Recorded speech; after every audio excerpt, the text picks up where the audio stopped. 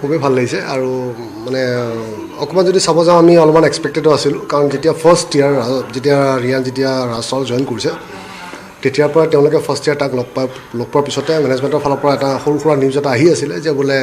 আমি নেক্সট তাক মানে কেপ্টেইন হিচাপে প্ৰজেক্ট কৰি আছিলোঁ সেইখিনিলৈকে আমি খবৰ পাই আছিলোঁ বহুত আগৰ পৰাই কিন্তু এতিয়া সেইটো বস্তু আজি দ্বিতীয়ত পৰিণত হ'ল এইটো ছিজনত তাক 3খন মেটচৰ কাৰণে কেপ্টেইনশ্বিপ দিলে আৰু এইটো অসম তথা গোটেই নৰ্থ ইষ্টৰ কাৰণে খুব ডাঙৰ খবৰ বুলি মই ভাবোঁ আৰু প্লাছ অসমৰ ৰাইজৰ কাৰণে অসমৰ ৰাইজৰ যিটো এক্সপেক্ট কৰি আছিলে তাৰ ওপৰত সেইখিনিত সি যোৱা বছৰ কিছু এটা পৰিমাণে হ'লেও হয়তো ৰাইজক অলপমান সান্তনা দিব বা ছেটিছফেকশ্যন দিবৰ কাৰণে হয়তো সি মানে হেৰি দিলে চাগে কিন্তু আকৌ আগন্তুক দিনবিলাকত কেনেকৈ যায় কি যায় চাওঁ এতিয়া এজ কেপ্টেইন ডেফিনেটলি ইণ্ডিভিজুৱেল পাৰফৰ্মেঞ্চটো থাকিবই তাৰ উপৰি আকৌ যদি এতিয়া এডেড প্ৰেছাৰ এটা আহিছে এডেড মানে ৰেছপনচিবিলিটি এটা আহিছে প্ৰেছাৰ বুলি নকয় এডেড ৰেছপনচিবিলিটি এটা আহিছে এজ কেপ্টেইন এতিয়া নিজৰ পাৰফৰ্মেঞ্চৰ লগত টিম জিকা হাৰাৰ কথাটো ৰিয়ানৰ ওপৰত ডেফিনেটলি দায়িত্ব এটা থাকিব আৰু মই ভাবোঁ যে সি যিহেতুকে আছাম টিম লিড কৰি আছিলে সেইখিনি এটা আইডিয়া এটা আছে ডেফিনেটলি আছাম আৰু আন টিমৰ মাজত বহুত আকাশ পাতাল ডিফাৰেঞ্চ থাকিব ষ্টেট টিম আৰু এটা ফ্ৰেঞ্চাইজি টিম বা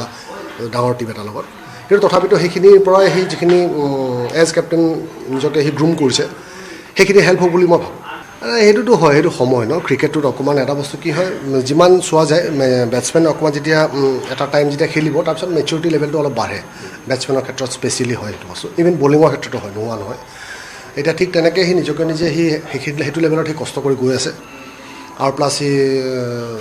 আজি প্ৰেক্টিছ মেটছত যিটো কৰিলে বা তাৰ আগতে যিটো কৰি আছে সি অলৰেডি প্ৰিপেয়াৰ কৰি আছিলে তাৰ এটা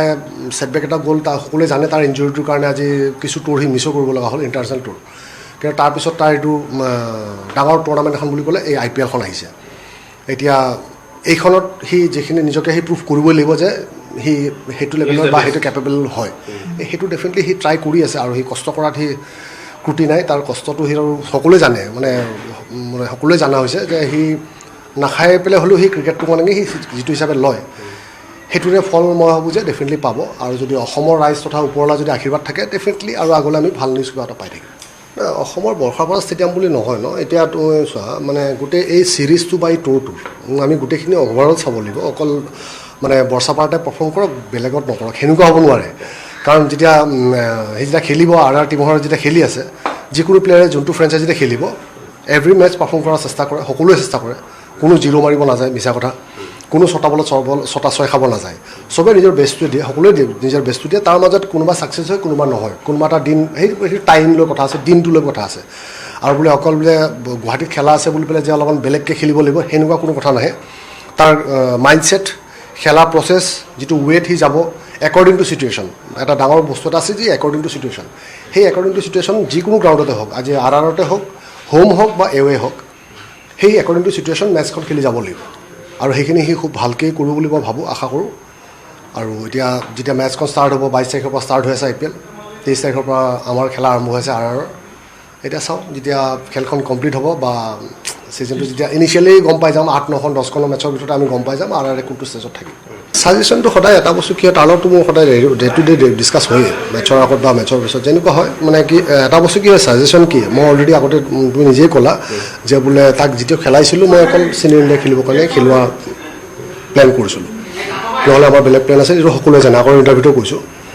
এতিয়া সেইটো যেতিয়া চিনিয়ৰ ইণ্ডিয়া আৰু এটা বস্তু কি হ'ল হয়তো সেইখিনি সময়ত মোৰ কোৱা নহ'ল চিনিয়ৰ ইণ্ডিয়া খেলাটো মানে কি হয় এখন দুখন মেচ চিনিয়ৰ ইণ্ডিয়া খেলা প্লেয়াৰ বহুত আছে ইণ্ডিয়াত কিন্তু সেই চিনিয়ৰ ইণ্ডিয়া টিমটোত গৈ পেলাই কিমান দূৰ তাতে ছাষ্টেইন কৰিব পাৰে কিমান দীঘল যাব পাৰে ডেট ইজ ইম্পৰ্টেণ্ট তাতে গৈ পেলাই যেতিয়া এটা কিছু বছৰ খেলি পেলাই যেতিয়া এটা ইম্পেক্ট দিব পাৰিব সেইটোত মই ভাবোঁ যে আৰু বেছি গুৰুত্ব দিয়াটো ভাল আৰু যিমানে ধৰক যিমানে দীঘল খেলিব সিমানে আমাৰ অসমৰ কাৰণে তথা নৰ্থ ইষ্টৰ ল'ৰাৰ কাৰণে এটা মটিভেশ্যন হেৰি এটা থাকিব মানে মটিভেশ্যনৰ ৱে এটা থাকে আৰু মই আশা কৰিম যাতে সি সেনেকৈ লম্বা খেলক ৰিয়ানে যাতে অকল ৰিয়ান নহয় আৰু যাতে এতিয়া আপকামিং যেতিয়া ল'ৰাবিলাক উঠি আহিব বা যিকেইজন ল'ৰা আহিব তেওঁলোকেও যাতে এইবিলাক দেখি পেলাই এটলিষ্ট অসম তথা নৰ্থ ইষ্টৰ গোটেই প্লেয়াৰখিনিয়ে যাতে আমাৰ ইণ্ডিয়াক গৌৰৱ কৰিব পাৰে সেইটোৱে ডেফিনেটলি আশা থাকে